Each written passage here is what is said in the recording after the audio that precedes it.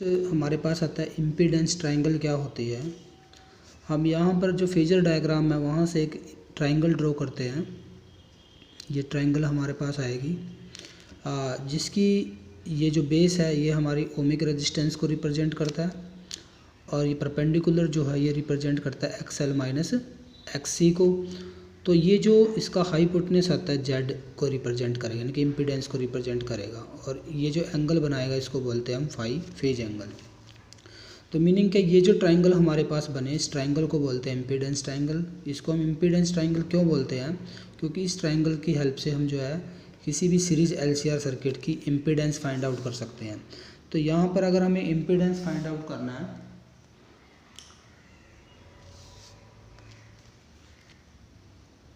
तो इम्पीडेंस तो आप सभी को पता लग ही होगा इम्पीडेंस क्या होता है।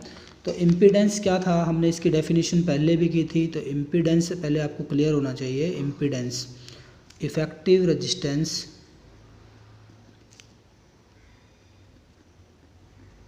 Offered by series LCR circuit.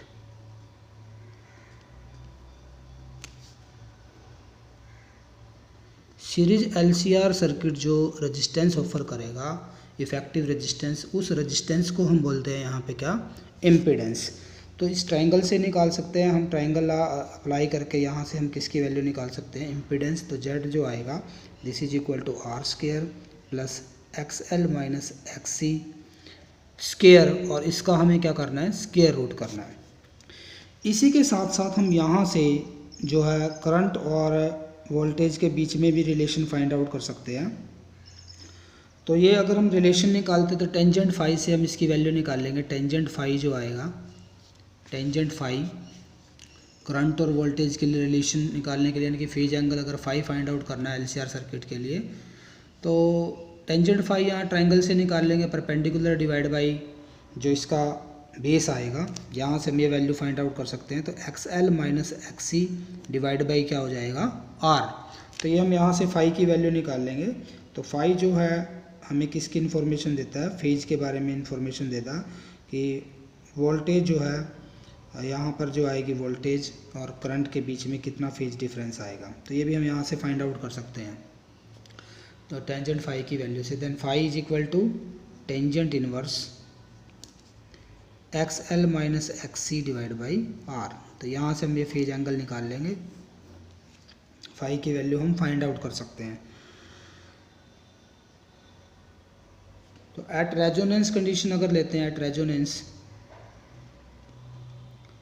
जब एलसीआर सर्किट रेजोनेंस पे होगा तो यहाँ पे जो एक्स एल आएगा वो किसके इक्वल आएगा, एक्स सी के इक्वल आएगा। इंडक्टर और कैपेसिटर जो है वो इक्वल रेजिस्टेंस ऑफर करेंगे। तो फाई की जो टेंजेंट फाई की जो वैल्यू आएगी, tangent phi this is equal to 0 divide by something. तो कितनी आएगी, 0 ही आएगी। 0 डिवाइड बाई समथिंग क्या हो जाएगा, 0। तो फाई की वैल्यू कितनी आएगी फिर, तो टेंजेंट फाई की वैल्यू 0 एंगल पर होती है, तो यानी कि फेज डिफरेंस कितना आएगा, 0, यानी कि current and voltage are in same phase. इसका मीनिंग क्या है, current and voltage are in same phase. Meaning क्या, करंट और वोल्टेज दोनों किस में होंगे, सेम फेज में होंगे। और सेम फेज में कब होता है, जब सर्किट कैसा होता है, when circuit is when AC circuit is purely ohmic या प्योर ओमिक सर्किट। तो इससे भी क्लियर हो रहा है हमारा। तो इसका मीनिंग जेड जो है वो किसके इक्वल आ जाता है, आर के इक्वल आ जाता है। ऐसा ओमिक सर्किट के अंदर होता है कि फेज डिफरेंस क्या हो जाए, 0 हो जाए। तो ये था हमारी इम्पीडेंस ट्रायंगल। तो एक और इम्पोर्टेंट टर्म हमारे पास है power factor, power factor of AC circuit, of N AC circuit. Power factor क्या होता है, तो पावर फैक्टर जो होता है इसको, पावर फैक्टर को हम सपोज करते हैं, पावर फैक्टर किसी भी एसी सर्किट का जो पावर फैक्टर आएगा, this is ratio of the true power to apparent power. True power और एपरेंट पावर जो होते हैं उसके रेशियो को बोलते हैं हम क्या, पावर फैक्टर। तो अगर हम किसी भी एसी सर्किट में पावर निकालते हैं तो पावर का हमारा फॉर्मूला बनेगा आई आर एम एस होती है ये, I R M S, V R M S and cos phi, अगर फाई फेज एंगल है। तो यहाँ से जो ये टर्म आएगी कोस फाई, ये आएगा P divide by I R M S and V R M S.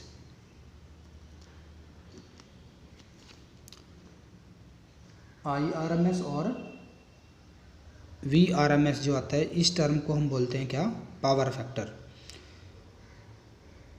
तो ट्रू पावर और एपरेंट पावर दोनों के रेशियो को बोलते हैं हम।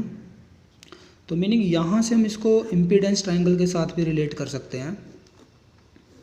ये हमारा फाई, यहाँ पे एक्स एल माइनस एक्स सी, ये आर और ये जेड।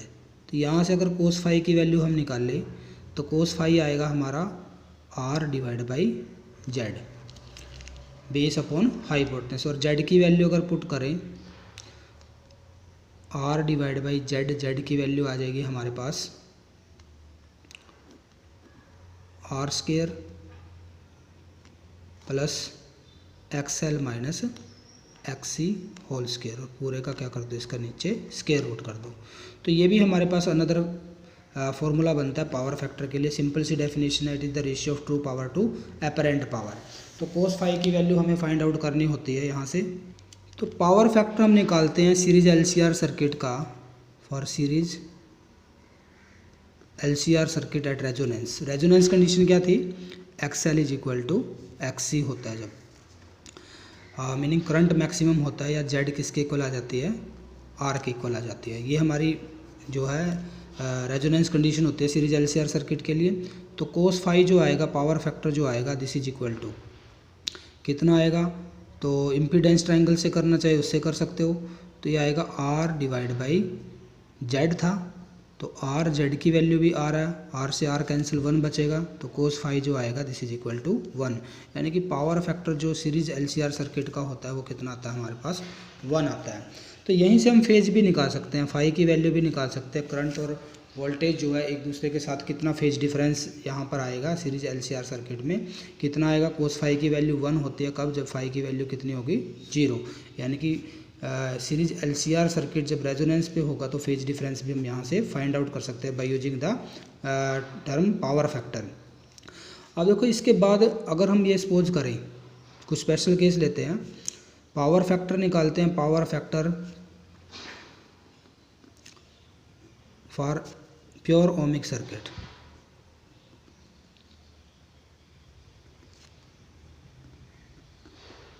एसी सर्किट मीनिंग ऐसा सर्किट जिसमें सिर्फ क्या लगी हुई है, एक रेजिस्टेंस लगी हुई है और एसी सोर्स लगाया हुआ है।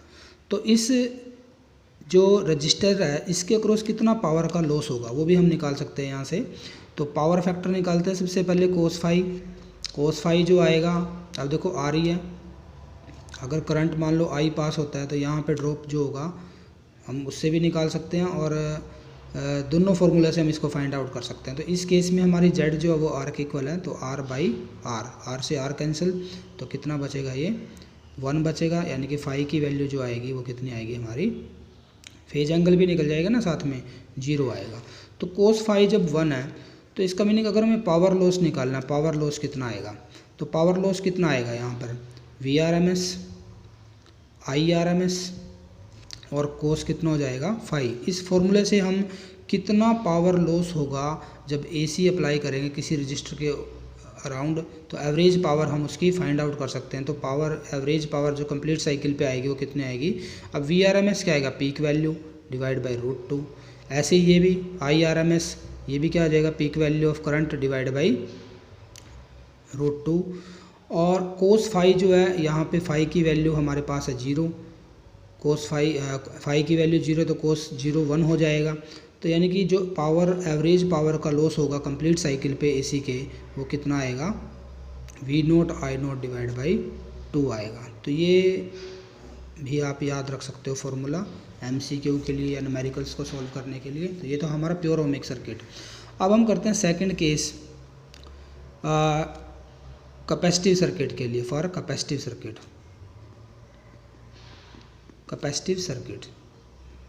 कैपेसिटिव सर्किट अगर लेकर चलते हैं हम, कैपेसिटिव सर्किट में रेजिस्टेंस जो आएगी Z, इम्पीडेंस Z की जगह हम क्या रख देंगे, कैपेसिटर जो रेजिस्टेंस ऑफर करता है, कितनी ऑफर करता है, XC ऑफर करता है। तो इसका मीनिंग कोस फाई जो आएगा दिस इज इक्वल टू कितना आएगा, कोस फाई की वैल्यू हम यहाँ से फाइंड आउट कर लेंगे। अब देखो कोस फाई की वैल्यू कितनी आएगी, फाई की वैल्यू हमें पता है, कैपेसिटर के अक्रॉस जो करंट और जो वोल्टेज होता है, करंट और वोल्टेज दोनों का जो फेज डिफरेंस आता है, वो फेज डिफरेंस कितना आता है, 90 डिग्री का फेज डिफरेंस आता है। कैपेसिटर के अक्रॉस जो है वोल्टेज जो है कैपेसिटर के अक्रॉस वो लीड करती है किसको, करंट को लीड करती है बाई फेज एंगल 90 डिग्री। यानी कि यहाँ पे जो फाई की वैल्यू है ये 90 डिग्री होगी, तो कोस 90 डिग्री कितना आएगा, फिर 0 हो जाएगा।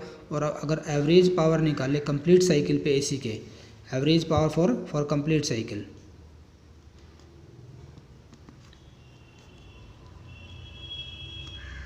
ऑफ AC के कंप्लीट साइकिल पे कितनी आएगी, IRMS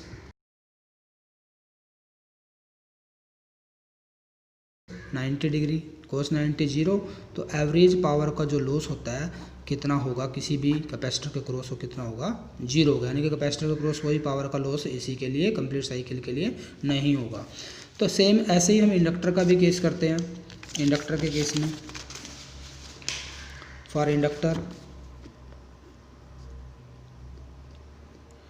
इंडक्टर के केस में क्या आएगा, इंडक्टर के केस में भी फाई की वैल्यू कितनी होती है, 90 डिग्री। तो पावर का लॉस कंप्लीट साइकिल पे जो आएगा एवरेज पावर वो कितनी आएगी हमारी, IRMS VRMS, और कोस जो है 90 डिग्री हो जाएगा। तो यहाँ से भी हमारा पावर का जो लॉस आता है वो कितना आएगा, 0 आएगा।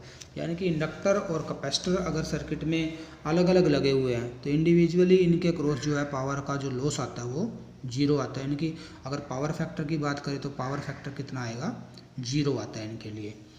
ठीक है, तो ये थे हमारे AC सर्किट्स। NCERT एक्सरसाइज देखिए इसके बाद इसकी 7.1 नंबर न्यूमेरिकल जो गिवन है, a 100 ohm resistor is connected to a 220 volt 50 hertz AC supply. यानी कि फ्रीक्वेंसी गिवन है और साथ में RMS वैल्यू जो है वोल्टेज की वो भी गिवन है 7.1 नंबर न्यूमेरिकल के अंदर। सबसे पहले रेजिस्टेंस की वैल्यू गिवन है 100 ओम, और उसके बाद जो है VRMS गिवन है, RMS वैल्यू जो है वो गिवन है 220 वोल्ट, और फ्रीक्वेंसी जो है फ्रीक्वेंसी गिवन है 50 hertz. What is the RMS value of current in the circuit. तो IRMS हमें फाइंड आउट करना है, IRMS जो है ये हमें फाइंड आउट करना है। तो सर्किट कैसा है, ओमिक सर्किट है। तो यहाँ पे जो करंट का जो फॉर्मूला बनेगा ओम्स लॉ से हम निकाल सकते हैं। तो VRMS डिवाइड बाई क्या हो जाएगा, R। तो 220 को हमें डिवाइड करना है 100 से, तो 2.2 एम्पियर जो है RMS करंट की वैल्यू आ जाएगी 2.2 एम्पियर। एक पार्ट हो गया हमारा A। इसके बाद हमें करना B पार्ट इसका। नेक्स्ट पूछा हुआ क्वेश्चन के अंदर what is the net power consumed over a full cycle. तो मीनिंग पावर कितनी कंज्यूम करेगा, पावर हमें फाइंड आउट करनी है। तो रजिस्टर के क्रॉस जो पावर फैक्टर होता है कोस फाई जो होता है हमारे पास वो 1 होता है, और पावर जो आएगी this is equal to true power और अपरेंट पावर दोनों इक्वल आती है। तो this is equal to VRMS into क्या हो जाएगा, IRMS। कोस फाई क्या हो जाएगा 1। तो वैल्यू पुट करनी है सिर्फ हमें। तो ये वैल्यू थी हमारे पास 220 वोल्ट और ये हमारे पास है 2.2। तो मल्टीप्लाई कर देंगे इसकी।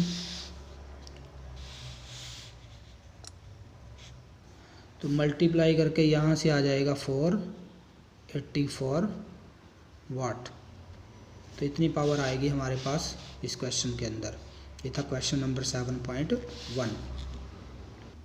7.2 नंबर न्यूमेरिकल देखिए, the peak voltage of an AC supply is 300 volt. तो 7.2 का जो फर्स्ट पार्ट है, पीक वोल्टेज की वैल्यू गिवन है यहाँ पे 300 वोल्ट। 300 वोल्ट, और आरएमएस वैल्यू हमें फाइंड आउट करनी है। तो आरएमएस वैल्यू जो आती है हमारे पास वो पीक वैल्यू का 1/√2 टाइम होती है, यानी कि 300 को हमें किससे डिवाइड करना है, √2 से डिवाइड करना है। तो इसको सोल्व करने के √2 से मल्टीप्लाई कर दो, 2 से डिवाइड कर दो, तो ये आ जाएगा 300 डिवाइड बाई 2 इंटू √2 की वैल्यू 1.414 पुट कर देंगे, तो 150 इंटू 1.414 मल्टीप्लाई कर लीजिए इसकी। ये वैल्यू हमारे पास नियर अबाउट आएगी 212.1 वोल्ट के आसपास वैल्यू आती है हमारे पास ये। तो नेक्स्ट जो इसका पार्ट दिया हुआ है सेकंड पार्ट में करंट की जो आरएमएस वैल्यू गिवन है, the RMS value of current in AC circuit is, RMS value given है, अब पीक वैल्यू निकालनी है। तो करंट की आरएमएस वैल्यू जो है हमारे पास 10 एम्पियर गिवन है, 10 एम्पियर, और पीक वैल्यू हमें निकालनी है। तो पीक वैल्यू हमें फाइंड आउट करनी है। तो आरएमएस का फॉर्मूला होता है हमारे पास, आरएमएस वैल्यू जो आएगी पीक वैल्यू डिवाइड बाय √2, तो यहीं से निकालेंगे। जो पीक वैल्यू आएगी this is equal to √2 into IRMS। तो √2 को सिर्फ मल्टीप्लाई करना है हमें कितने से, 10 से, तो 1.414 इंटू 10, तो ये आ जाएगा 14.14 एम्पियर जो है हमारा आंसर आ जाएगा। इसके बाद क्वेश्चन नंबर 3.7 देखिए, इंडक्टेंस गिवन है 7.3 नंबर न्यूमेरिकल में, इंडक्टेंस गिवन है 44 मिली हेनरी। तो मिली का मीनिंग 10 की पावर -3, ये हो जाएगा। इज कनेक्टेड टू 220 वोल्ट, तो 220 वोल्ट जो है ये वोल्टेज की वैल्यू गिवन है, आरएमएस वैल्यू 220 वोल्ट, और फ्रीक्वेंसी जो गिवन है वो 50 हर्ट्ज गिवन है। Determine the RMS value of current in the circuit, तो करंट की आरएमएस वैल्यू निकालनी है, IRMS हमें फाइंड आउट करना है। तो सबसे पहले तो फॉर्मूला हमें पता होना चाहिए, हमें इसकी रेजिस्टेंस निकालनी पड़ेगी, इंडक्टिव रिएक्टेंस।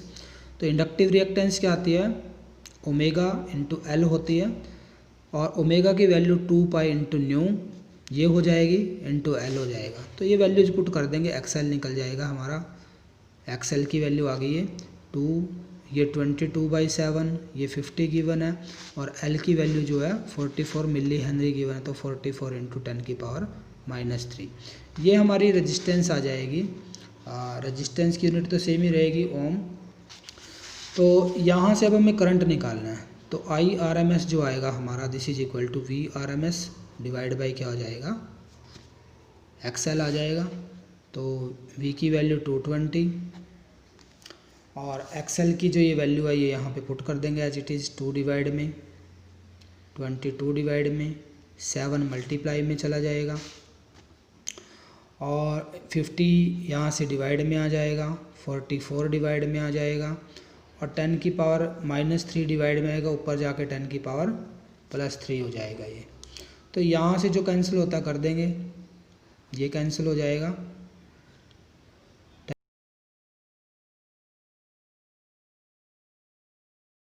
तो ये हमारे पास आएगा नियर अबाउट 7000 ऊपर हो जाएगा, डिवाइड बाई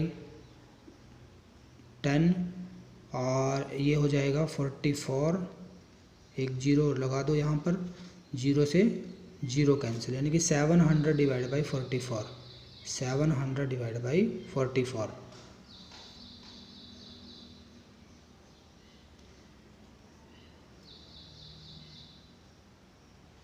नेक्स्ट है 7.4 नंबर न्यूमेरिकल गिवन है, कैपेसिटी गिवन है कैपेसिटर की 60 माइक्रोफैरड, यानी कि 60 इंटू 10 की power -6 farad, connected to 110 volt 60 hertz. VRMS given है 110 वोल्ट, और फ्रीक्वेंसी जो गिवन है वो 60 हर्ट्ज गिवन है यहाँ पे AC की frequency. Determine the RMS value of current in the circuit, तो ये भी सेम वैसे ही होगा, यहाँ पे हमें XC निकालना पड़ेगा। XC की जो वैल्यू आएगी this is equal to 1/ωc, ये आ जाएगा 1/2π न्यू इंटू C। जितने भी वैल्यूज आप यहाँ पुट कर सकते हो, तो 1/2 इंटू 22/7 इंटू फ्रिक्वेंसी की वैल्यू है 60, और C की वैल्यू है हमारे पास 60 इंटू 10⁻⁻6 फैरेड, ये वैल्यू हमारे पास थी। तो इसको सॉल्व करना पड़ेगा सबसे पहले, तो सॉल्व कर लीजिए इसको, या फिर डायरेक्ट फॉर्मूले में भी हम पुट कर सकते हैं। तो IRMS जो आएगा this is equal to VRMS divide by XC। अगर XC की वैल्यू हम यहाँ पे पुट करते हैं तो ये हो जाएगा 2π/c इंटू VRMS। तो डायरेक्ट वैल्यू पुट कर देंगे 2 पाई की वैल्यू चलो 3.14 पुट कर देते हैं। फ्रीक्वेंसी है 60 हर्ट्ज, कैपेसिटी जो है 60 इंटू 10⁻⁻6 है, और VRMS हमारे पास 110 गिवन है। तो इसको पूरे को सोल्व करना पड़ेगा। सोल्व करने के बाद हमारा क्या आ जाएगा, IRMS आ जाएगा, करंट की रूट मीन स्क्वायर वैल्यू आ जाएगी। तो ये जो वैल्यू आएगी हमारे पास 2.49 एम्पियर आएगी, 2.49 एम्पियर। सॉल्व करने के बाद 2.49 एम्पियर आ जाएगी। नेक्स्ट न्यूमेरिकल है 7.5। In exercise 7.3 and 7.4 what is net power absorbed by each circuit over a complete cycle, explain your answer. तो ये अभी हमने किया था। कोस फाई की वैल्यू हमें पता होता है इंडक्टिव सर्किट के लिए। देखो 7.3 में इंडक्टर लगा हुआ है, फॉर इंडक्टर या इंडक्टिव सर्किट। इंडक्टिव सर्किट के केस में जो फाई होता है वो हमारा 90 डिग्री होता है। तो कोस 90 जो आएगा वो कितना हो जाएगा, 0। और पावर जो का जो लॉस आएगा वो भी हमारे पास कितना आएगा, IRMS VRMS into cos 90 degree. तो ये हमारे पास 0 आता है। ऐसे ही कैपेसिटिव सर्किट अगर लेते हैं 7.4 की बात करते हैं, कैपेसिटिव सर्किट, इस केस में भी हमारा फेज एंगल जो है वो 90 होता है। तो पावर फैक्टर यहाँ पे भी मीनिंग पावर का जो लॉस आएगा, पावर फैक्टर 0 हो जाएगा, तो पावर लॉस कितना आएगा, 0 आएगा। ये था हमारा 7.5 नंबर न्यूमेरिकल। 7.6 न्यूमेरिकल जो गिवन है, obtain the resonance frequency omega R for series LCR circuit with. देखो 7.6 नंबर में क्वेश्चन में हमें ओमेगा R निकालना है, और ओमेगा R के लिए हमें L गिवन है 2 हेनरी, C गिवन है 32 माइक्रोफैरेड यानी कि 32 इंटू 10⁻⁻6 फैरेड, और रजिस्टेंस गिवन है 10 ओम। ठीक है, तो क्या निकालना है, एक तो रेजोनेंस फ्रीक्वेंसी निकालनी है और साथ में क्यू फैक्टर निकालना है। तो रेजोनेंस फ्रीक्वेंसी का सिंपल सा फॉर्मूला हमारे पास है 1/√LC, यहाँ से निकाल सकते हैं। तो 1 डिवाइड बाई L जो था 2 हेनरी था, और C जो हमारे पास गिवन है 32 इंटू 10⁻⁻6 गिवन है। तो ये जो टर्म आएगी 32 इंटू 2 जो है 64 हो जाएगा, 64 और इंटू में 10⁻⁻6। तो 64 का अलग से स्क्वायर रूट कर लो, 10⁻⁻6 का अलग से कर लो। तो 64 के लिए आ जाएगा यहाँ से 8, और यहाँ से आ जाएगा 10⁻⁻6 का स्क्वायर रूट करेंगे तो 10⁻⁻3 रह जाएगा। ठीक है, तो इसको सॉल्व कर लेंगे। सॉल्व करने के बाद डिवाइड करेंगे इसको पहले। तो डिवाइड करने, अगर मैं इसको ऊपर लेके जाऊँ तो यह बचेगा 1000 डिवाइड बाई 8, तो यहाँ से आ जाएगा 125। ये क्या आएगा, 125। एंगुलर फ्रीक्वेंसी की यूनिट होती है रेडियन पर सेकेंड। तो ये हमारा एक पार्ट इसका सॉल्व हो गया एंगुलर फ्रीक्वेंसी के लिए। अब सेकंड पार्ट में हमें क्या निकालना है, क्वालिटी फैक्टर निकालना है। तो क्वालिटी फैक्टर का फॉर्मूला हमारे पास है 1/R √L divide by C। तो इस फॉर्मूले में हम वैल्यूज पुट करेंगे। R की वैल्यू हमारे पास है 1/10, L हमारे पास है, L की वैल्यू 32 माइक्रोफैरेड इंटू 10⁻⁻6, और जो C हमारे पास है वो है 2। तो यहाँ से इसको कैंसिल करेंगे, ये बचेगा 16 बचेगा। 16 का स्क्वायर रूट जब करेंगे, यहाँ से 16 बचा हुआ 2 पे कैंसिल करके, तो 16 का स्क्वायर रूट आ जाएगा 4, और 10⁻⁻6 का स्क्वायर रूट आ जाएगा 10⁻⁻3, डिवाइड में हमारे पास है 10। तो ये आ जाएगा हमारे पास 0.10,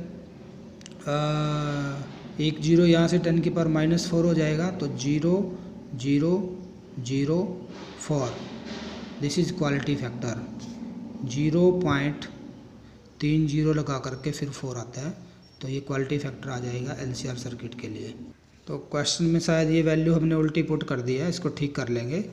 ये ऐसे नहीं था, ये हमारे पास था Q is equal to 1/R, R की वैल्यू है 10 और ऊपर L था, L की वैल्यू 2 हेनरी गिवन है 2, और C की वैल्यू हमें गिवन थी 32 × 10⁻⁻6। तो इसको सोल्व करना था हमें। तो ये आएगा 1/10, इधर से बचेगा 1/16 × 10⁻⁻6 पूरे का स्क्वायर रूट। तो ये वैल्यू जो हमारे पास आएगी, इसको हम दोबारा से सोल्व करते हैं।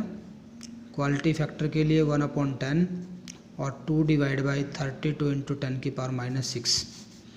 तो ये 2 पे कैंसिल हो गया, 16 बचेगा, तो 1/10 और 1/16, और ये 10⁻⁻6 को ऊपर ले जाओ तो ऊपर जाके प्लस हो जाएगा। अब इसका स्क्वायर रूट कर देंगे तो ये आएगा हमारे पास 10⁻³ डिवाइड बाई, और यहाँ से 10 और यहाँ से आएगा हमारा 16 का स्क्वायर रूट 4, तो ये बचेगा 100 डिवाइड बाई 4।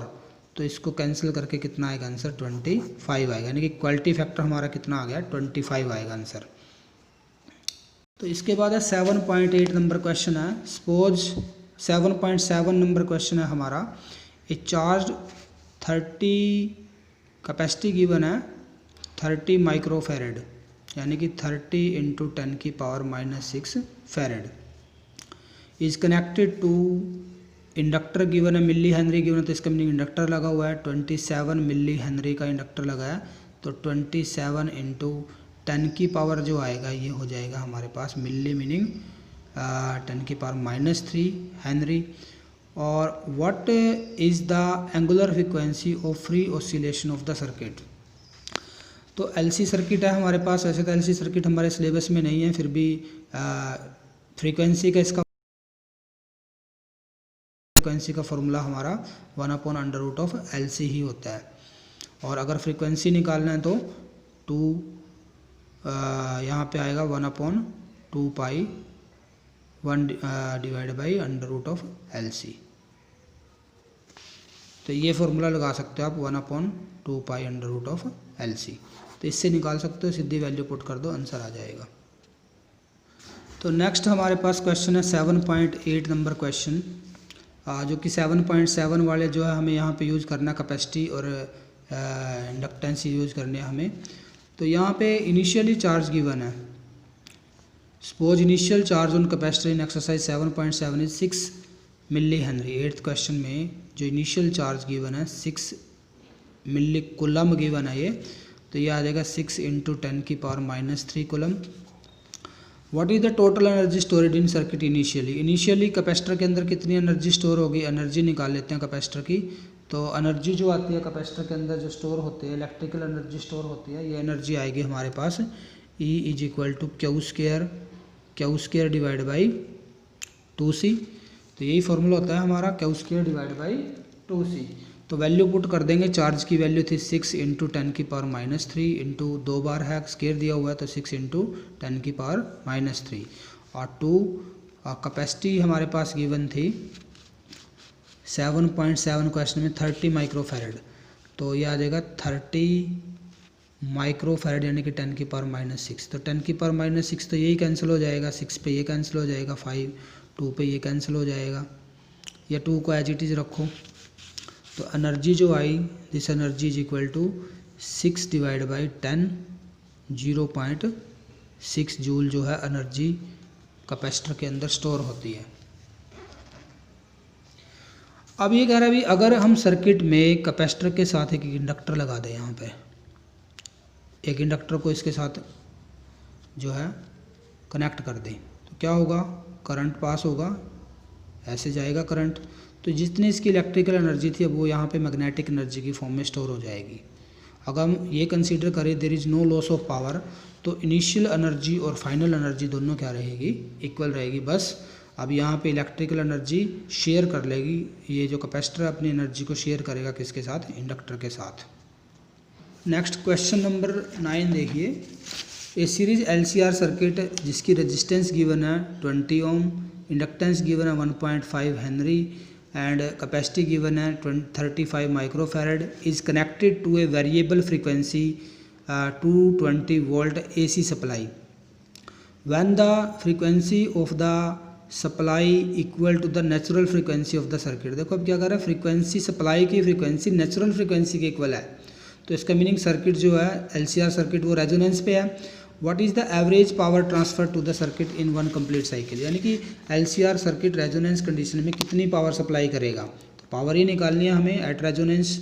9 क्वेश्चन के अंदर एट रेजोनेंस के अंदर जो पावर फैक्टर आता है cos फाई, इसकी वैल्यू 1 हो जाती है, तो पावर जो आती है पावर वो हम निकाल सकते हैं। तो पावर कितनी आएगी हमारे पास, तो सिंपल सा फॉर्मूला हमें यहाँ पे अप्लाई करना है। तो एवरेज पावर जो आएगी हमारे पास VRMS इंटू IRMS ये आएगी, क्योंकि cos फाई यहाँ पे कितना हो जाएगा, इसकी वैल्यू 1 पुट कर देंगे। तो इसके अंदर अब हमें IRMS की वैल्यू पुट करनी है। VRMS हमें गिवन है, VRMS की वैल्यू गिवन है यहाँ पे 7.9 नंबर क्वेश्चन के अंदर 200 वोल्ट गिवन है। तो रेजोनेंस कंडीशन पे Z जो है वो R के इक्वल हो जाता है, और R हमें गिवन है 20 ओम, R की वैल्यू जो है वो 20 ओम है। तो करंट निकाल लेंगे, IRMS जो आएगा this is equal to VRMS divide by Z, या VRMS डिवाइड बाई R हो जाएगा, यानी कि 200 डिवाइड बाई 20, तो ये आ जाएगा 10 एम्पियर हमारे पास करंट की वैल्यू आ जाएगी। अब पावर जो आएगी तो VRMS इंटू IRMS, तो VRMS हमारे पास है 200 और ये हमारे पास वैल्यू गिवन है 10, तो पावर आ जाएगी 2000 वाट या फिर 2 किलोवाट, 2 किलोवाट जो इसकी पावर आ जाएगी। नेक्स्ट गिवन है question number 10, A radio can tune our A frequency range of portion of megawatt broadcast band, meaning frequency given है, न्यू1 की वैल्यू गिवन है 800 किलो हार्ट्ज। दो फ्रीक्वेंसी गिवन है, एक तो न्यू1 गिवन है 800 किलो हार्ट्ज और न्यू2 किलो मीनिंग 1000 हो जाएगा, तो 800 इंटू 10 की पावर 3 हार्ट्ज लिख सकते हैं इसको, या 8 इंटू 10 की पावर कितना हो जाएगा ये 5 हार्ट्ज। और न्यू2 दूसरी फ्रीक्वेंसी जो गिवन है वो 1200 किलो हार्ट्ज गिवन है, तो इसको लिख सकते हैं 12 इंटू 10 की पावर 5 हार्ट्ज। अब देखो क्या गिवन है, LC सर्किट गिवन है, इफेक्टिव इंडक्टेंस की वैल्यू गिवन है, L जो है 200 माइक्रो हेनरी, और इसके लिए what must be the range of its variable capacitor, तो वेरिएबल कैपेसिटर की रेंज निकालनी है हमें। तो LC सर्किट की फ्रीक्वेंसी का फॉर्मूला हमारे पास होता है, फ्रीक्वेंसी का जो फॉर्मूला है this is 1/2 under root of LC, 2 pi under root of LC, ये फॉर्मूला होता है। तो न्यू1 हमें गिवन है, तो न्यू1 के लिए क्या फॉर्मूला हो जाएगा, इंडक्टर तो हमारा एक ही है, कैपेसिटी वेरी कर रही है, कैपेसिटी की जगह यहाँ आ जाएगा C1।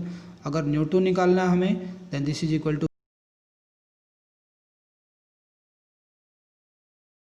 तो यहाँ पे हमें C1 और C2 फाइंड आउट कर सकते हैं, क्योंकि न्यू1 और न्यू2 हमें गिवन है, तो वैल्यू पुट कर दो इसके अंदर, C1 और C2 निकल जाएंगे, तो रेंज निकल जाएगी इसकी, कैपेसिटर की रेंज निकल जाएगी। नेक्स्ट है, लास्ट क्वेश्चन है NCERT एक्सरसाइज का 11th क्वेश्चन, ये फिगर गिवन है, a resistor a series LCR circuit connected to a variable frequency, VRMS की वैल्यू गिवन है 230 वोल्ट, इंडक्टेंस गिवन है 5 हेनरी, कैपेसिटेंस गिवन है 80 माइक्रोफेरेड और रेजिस्टेंस गिवन है 40 ओम।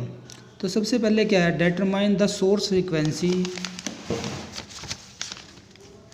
विच derive the circuit in resonance, यानी कि सोर्स की फ्रीक्वेंसी निकालनी है हमें जिस फ्रीक्वेंसी पे सर्किट रेजोनेंस में होगा। तो इसका मीनिंग रेजोनेंस फ्रीक्वेंसी निकालनी है। फर्स्ट ए पार्ट में हमें क्या फाइंड आउट करना है, रेजोनेंस फ्रीक्वेंसी। तो रेजोनेंस फ्रीक्वेंसी का फॉर्मूला होता है हमारे पास under root of LC angular frequency के लिए, और अगर हमें फाइंड आउट करना है एंगुलर पूछा है तो हमारी जो फ्रीक्वेंसी आएगी ये हो जाएगा 1/2 pi under root of LC।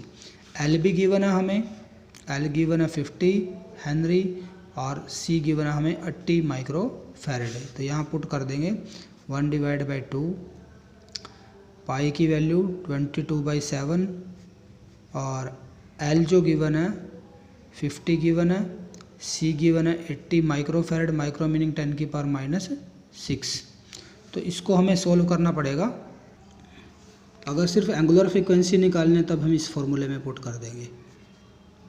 तो 1 डिवाइड बाई √, एल की वैल्यू हमें गिवन थी 5 और सी की वैल्यू गिवन है हमें 80 माइक्रोफैरड, 80 × 10⁻⁻⁶।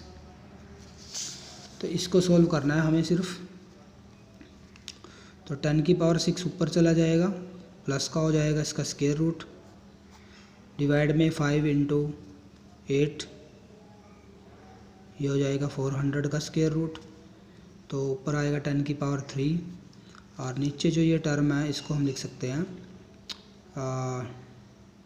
4 × 100, तो 20 आएगा स्क्वायर रूट करके, तो 1000 डिवाइड बाई 20, तो 2 पे कैंसिल करेंगे तो 50 रेडियन पर सेकंड आ जाएगा आंसर।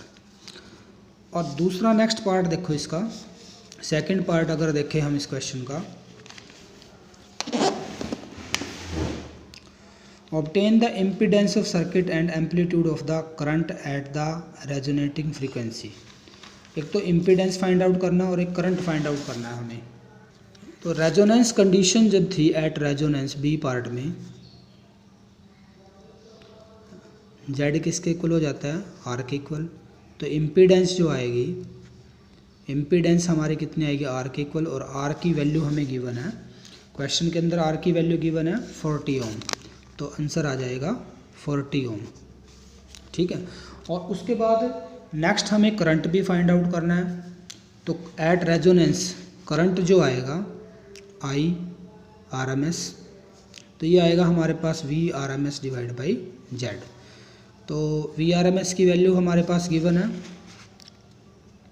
230 वोल्ट, 230, और जेड हमारे पास है 40, तो डिवाइड कर देंगे इसको, तो ये आ जाएगा